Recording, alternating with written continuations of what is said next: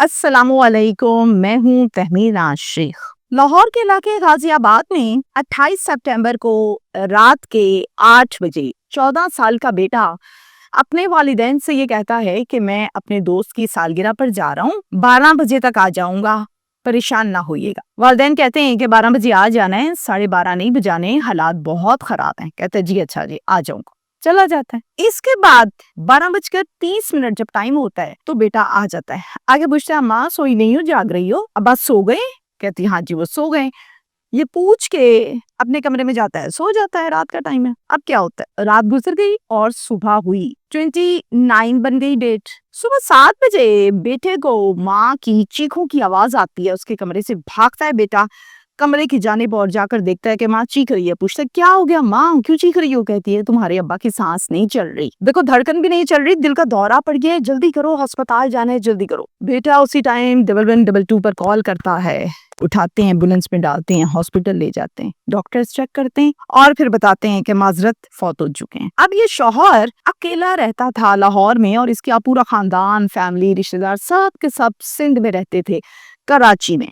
ये यहाँ पर अकेला रहता था अपने बीवी बच्चों के साथ। बीवी फौरन से ससुराल में फोन करती है, इसके भाइयों को फोन करके बताती है कि दिल का दौरा पड़ गया है, आपके भाई को, फौत हो गए हैं, आप लोग पहुंचे। हैरान परेशान होते हैं भाई ये खबर सुनकर कि अच्छा खासा हमारा भाई, ये क्या हो गया। कहते हैं कि हम पहुंच रहे हैं, बस एक बात का ख्याल रखना भाभी, दफनाना नहीं है आपने जब तक हम चेहरा ना देख लें। अब भाभी आगे से कहती है आप लोग तो इतनी दूर रहते हैं, कहाँ पहुंच सकते हैं, 10-12 घंटों में भी नहीं आप लोग तो आ सकते, मैयत की हालत खराब हो जाएगी, मैं कितनी देर संभालूं, आपको पता है नहीं संभाला जाता है ऐसे में। भाई आगे से कहते हैं मैं आपको बताता हूँ, आप अस्पताल में लेकर गई हैं, वहीं पर मुर्दा खाना होता है, सर्द खाना होता है, वहां पर कुछ पैसे वो लेंगे और रख लेंगे मैयत को, जब हम आएंगे हम खुद वहां से रिसीव भी कर लेंगे, परेशान नहीं होना। कहती चले ठीक है। इसके बाद ये अस्पताल के मुर्दा खाना में मैयत को रखवा देती है और फिर पैसे देके घर आ जाती है। अब इंतजार करने लगते हैं कि रिश्तेदार इकट्ठे होंगे, तदफीन,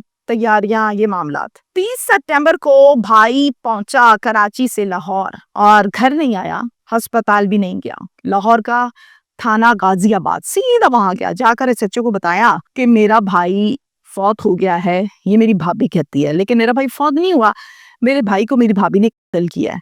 घर बैठी भाभी को इल्म नहीं है कि मेरा देवर या जेठ ये आ गए हैं, ये गए हैं थाने, पुलिस को बता दिया, इनको सब पता चल गया। वो ये समझ रही किसी को कुछ पता ही नहीं है, आएंगे दफना देंगे, अल्लाह अल्लाह खैर सलाह। पुलिस वाले कहते हैं कि ये तो है इल्जाम, कोई सबूत कोई बात, इस तरह तो हम किसी के भी कहने पे किसी को कातिल तो नहीं बना सकते। कहता है कि करने के बाद अब ये ड्रामा कर रही है कि उसको दिल का दौरा पड़ गया है, वो कभी भी दिल का मरीज था ही नहीं, हम सिंध से आए हैं और हमने बड़ी मुश्किल से इसको रोका है कि तुमने दफनाना नहीं है, सर्द खाने में पड़ी हुई है, आप उसका पोस्टमार्टम करवा सकते हैं, आपको सारा पता चल जाएगा, इसने खुद मारा है मुझे। मेरे भाई ने फोन करके 2 दिन पहले एक बात बताई थी इस औरत के मुतल्लिक, भाभी के मुतल्लिक, वो सारी बात बताता है। तो पुलिस वाले कहते हैं ओहो। फिर उसके बाद पुलिस वाले क्या करते हैं, सर्द खाने ही पुलिस राब्ता करती है और वहीं से पोस्टमार्टम करवाती है इस मकतूल का। और फिर उसके बाद मुलाजिम कुछ मिलकर घर जाते हैं और मुलजिमा कातिला भाभी को गिरफ्तार कर लेते हैं।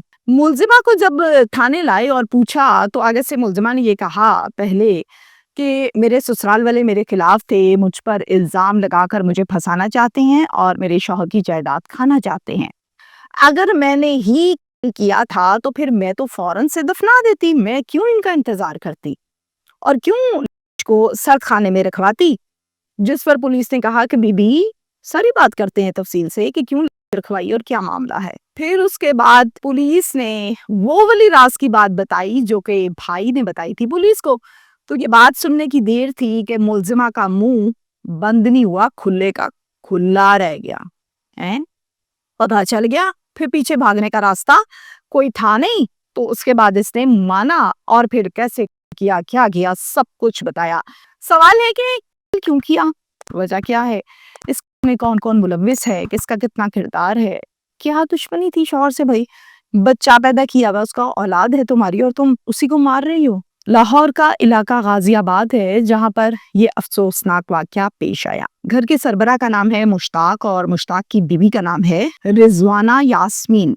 इनके 3 बच्चे हैं, एक बेटा जिसकी उम्र 14 سال ہے اور 2 بیٹیاں ہیں جو اس سے چھوٹی ہیں، اور بیٹیوں میں سے ایک بیٹی جو ہے وہ ذہنی طور پر معذور ہے، یعنی اسپیشل پرسن ہے۔ اب جناب میں بات کر رہی ہوں رضوانہ کے حوالے سے، سنیے ذرا دھیان کے ساتھ کہ اپنے آپ کی تباہی کیسے کرتی ہیں یہ عورتیں۔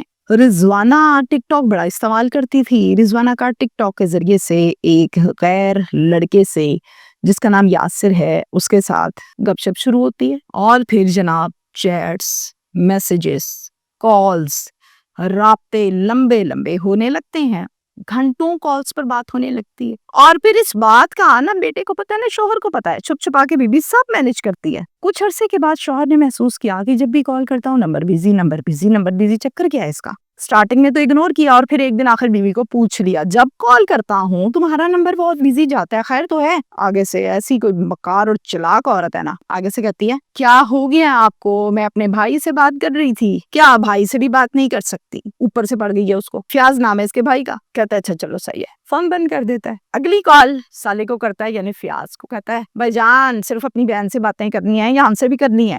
فیاض آگے سے کہتا ہے یار میری تو گھر بھی نہیں بات ہوئی ہے، 1 ہفتہ ہو گیا ہے، بہن سے کب ہوئی ہے بات؟ آگے سے کہتا ہے اچھا چلو بتاؤ سب خیریت ہے؟ ٹھیک ہے، اس کو شو آف نہیں کرواتا کہ میں تو کوئی بات پوچھ رہا تھا، فون بند۔ اب یہ بات تو ہوئی کلیئر کہ یہ گپ شپ فیاض سے نہیں ہو رہی تھی، کسی اور سے ہو رہی تھی، اور وہ ایسا بندہ تھا جس کا چھپانا ضروری تھا، یعنی کہ عاشق ہوگا، کوئی آدمی ہوگا۔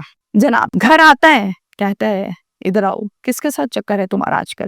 کہتی کیا مطلب آپ کا اس بات کا؟ کہتا ہے تم بھائی سے بات تو کر نہیں رہی تھی، مجھے تم نے پاگل بنا دیا کہ میں بھائی سے بات کر رہی ہوں۔ بھائی سے بات نہیں کر رہی تھی تم، جس سے کر رہی تھی اس کا نام بتاؤ۔ کہتی نہیں کوئی نہیں۔ اس کے بعد دے دڑا در 1 2 3 4 پٹائی لگائی، تو پھر جناب اس نے بتا دیا کہ کس سے بات کر رہی تھی، ساری بات بتائی۔ ساری بات سننے کے بعد یہ کہتا ہے بات سنو، بنتی تو اب طلاق ہے لیکن میں تمہیں طلاق نہیں دے رہا، اس لیے نہیں کہ مجھے تم سے بڑی محبت ہے، تم بہت تیز مار خان ہو، اس لیے کہ میرے بچوں کی ماں ہو اور میں اپنے بچوں کو ڈسٹرب نہیں کرنا چاہتا، اولاد کے صدقے تمہیں اس غلطی کی معافی دے رہا ہوں، آئندہ اگر میں نے سن لیا وہ حال کروں گا تمہارا، پورا لاہور دیکھے گا۔ کہتی ہے ٹھیک ہے، آپ یہ بات کسی سے نہ شیئر کرنا، کسی کو بتانا نہیں۔ کہتے ٹھیک ہے، یہ بات یہیں پہ ختم، تمہارے بھائی کو بھی نہیں بتاؤں گا لیکن دوبارہ نہ ہو۔ کہتی اوکے۔ اب ساتھ ہی اس سے موبائل لے لیتا ہے اور اپنے پاس رکھ لیتا ہے، کہتا ہے موبائل پر پابندی ہے اور باہر بھی نہیں جانا۔ اوکے، اب یہاں پر آپ سب کو لگ رہا ہوگا کہ موبائل بھی لے لیا، رابطے بھی ختم ہو گئے، پتہ بھی چل گیا، ٹھیک ہے سدھر جائے گی۔ نہیں،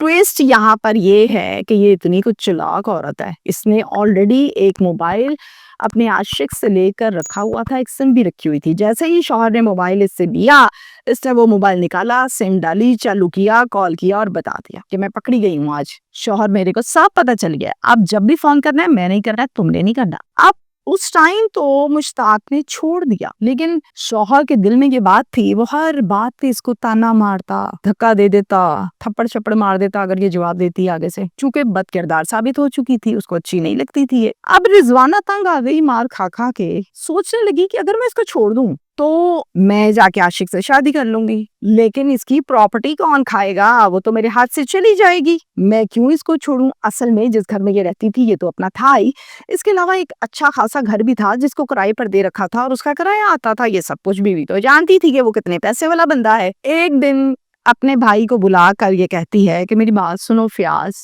میں تنگ آ گئی ہوں مار کھا کھا کے، اب میری بات سو گئی ہے، تم اور میں مل کر اس کو سائڈ پہ لگاتے ہیں، اس عمر میں کتنی اور مار کھاؤں، یہ سائڈ پہ لگ جائے گا، اس کی پراپرٹی یقیناً میں بیوی ہوں تو میں ہی وارث ہوں، مجھے ملے گی تو میں اس میں سے تمہیں بھی برابر کا حصہ دوں گی، تم میرا ساتھ دو۔ کیا بنتا تھا یہاں پر؟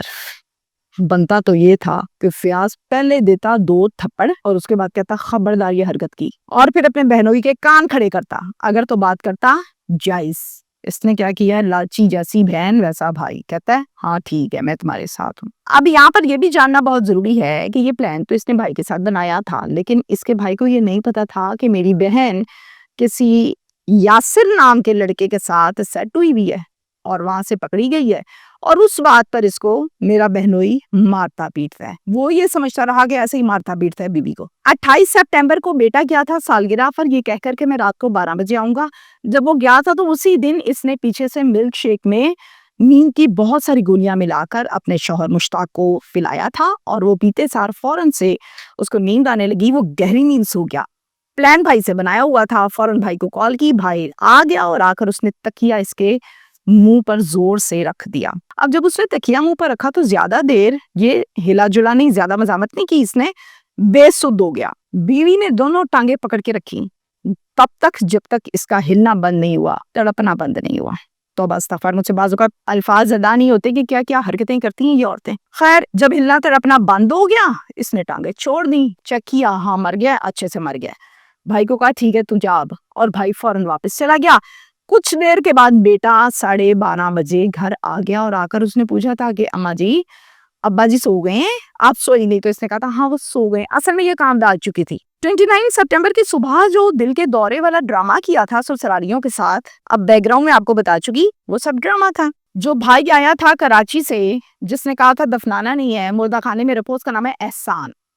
اب احسان گھر تو نہیں آیا تھا، نہ اسپتال گیا، تو احسان گیا تھا تھانے میں جا کر اس نے بتایا تھا پولیس کو وہ راز کی بات جس پر پولیس ایگری ہوئی تھی کہ ہاں تو واقعی اسی بیوی نے کی ہے۔ پہلے تو پولیس کہہ رہی تھی کہ آپ تو الزام لگا رہے ہیں، ثابت کریں اس بات کو۔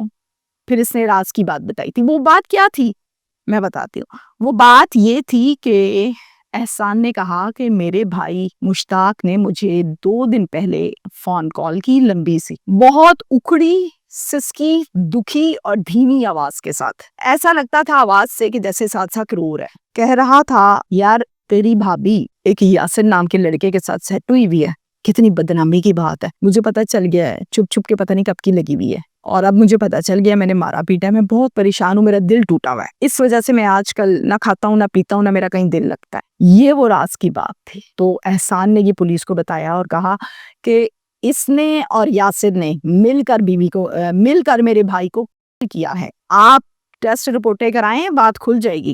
پولیس نے کہا ہاں ٹھیک ہے، ہمارا بھائی تو کبھی دل کا مریض تھا ہی نہیں، دل کا دورہ کہاں سے پڑ گیا اس کو۔ پولیس نے کہا ٹھیک ہو گیا۔ اب پولیس نے فوراً ایک کال سرد خانے میں کی اور کہا کہ اس والی کا پوسٹ مارٹم کروائیں، قانونی معاملہ ہے، پرچہ ہے، اور دوسری طرف فوراً سے پرچہ دیا۔ پرچہ دے کر ملزمہ کو گھر سے کیا گرفتار، اور اس سے جب پوچھا تو اس نے آگے سے یہی کہا تھا کہ میں نے کیا ہوتا تو میں کیوں اس کو سرد خانے میں رکھتی۔ پولیس نے کہا بی بی یاسر کون ہے، کیا لگتا ہے تمہارا؟ یہ کہنے کی دیر تھی کہ منہ کھلے کا کھلا رہ گیا کہ گیم تو کھل چکی۔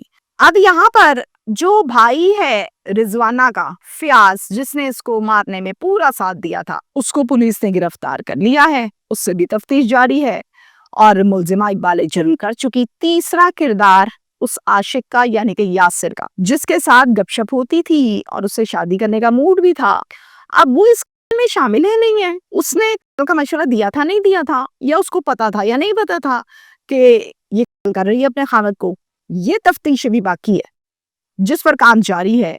وہ جتنا بھی انوالو ہوگا، اس کا جتنا بھی کردار ہوگا، اس حساب سے پولیس کا یہ کہنا ہے کہ ہم اس پر بھی دفاع لگائیں گے اور اپنی طرف سے پوری کوشش کریں گے کہ اس کو بھی کیفری کردار تک پہنچایا جائے۔ کیس میرا ہوا کلوز، اتنی ہی بات تھی۔ اب ہے میرا میسج، ان میرڈ لڑکی بہک سکتی ہے، اس کو سمجھ آ جاتی ہے لڑکا پسند آ گیا، خواب ہے، ذہن چھوٹا ہے، نشیب و فراز کا نہیں پتا، اوکے ڈن، یہ پسند ہے، ایسے شادی کرنی۔ یہ جو شادی شدہ عورت ہوتی ہے، ماں بن جاتی ہے، وہ بہک جاتی ہے، اپنا دل نہیں مانتا اس بات کو، اور پھر اس سے بھی گھٹیا حرکت یہ ہے کہ شوہر آپ کا حیات ہے، ٹھیک ٹھاک ہے، آپ کے ساتھ رہتی ہیں آپ، اور باہر آپ ایک یار رکھ لیتی ہیں، عاشق رکھ لیتی ہیں، اور پھر آپ اس کے ساتھ مل کر اس کو مار رہی ہیں جو آپ کی عزت کی حفاظت کے لیے، آپ کے لیے روٹی کمانے کے لیے اپنی جان ہتھیلی پہ رکھ کے صبح نکلتا ہے اور رات کو آتا ہے، جو کماتا ہے لا کے آپ کو کھلا دیتا ہے۔ لعنت آپ کے اوپر، آپ ایسی عورت ہیں اگر، تو آپ تمام لوگوں پر لعنت، جو ایسی عورتیں ہیں، کچھ کھل چکی کچھ کھل جائیں گی، چھپی کوئی نہیں رہتی، یاد رکھنا۔ اور پھر بے گناہ کو آپ لوگ اتنے ظلم کے ساتھ مار دیتے ہیں اس بات پر کہ میں اس کی جائیداد، پراپرٹی، پیسہ لوں گا یا لوں گی، موج ماروں گی اپنے عاشق کے ساتھ۔ موج نہیں لگتی، کسی کے لیے کھڈا کھودتے ہیں تو اگر اس میں اسی دن نہیں گرتے تو اگلے دن گر جاتے ہیں، گرتے ضرور ہیں۔ یہ پراپرٹی آپ کو تو نہ ملی، البتہ جیل آپ کو ضرور مل گئی، اور آپ کے عاشق کو بھی جیل مل گئی۔ اب وہ خواب جو آپ لوگوں نے بیٹھ کے فونوں پر سیٹ کیے تھے گندے، وہ آپ لوگ جیل میں پورے کر لینا۔ اور یہاں پر میں صرف اتنا کہوں گی کہ آپ کبھی بھی کسی کے ساتھ ظلم کریں اور یہ سوچیں کہ کسی کو نہیں پتہ چلے گا، ظلم معاف نہیں ہوتا، آج بھی نہیں، کل بھی نہیں، پرسوں بھی نہیں، حقوق العباد ہے، جس پر کیا ہے وہ معافی دے گا تو آپ کی معافی ہونی ہے، نہیں تو آپ نے ٹانگے رہنا ہے قیامت تک۔ تو برائے مہربانی یہ بیبیاں باز آ جائیں گندی حرکتوں سے، تاکہ جو بیچاریاں ٹھیک ہیں ان کے لیے کلنک کا ٹکا نہ بنے۔ شکریہ۔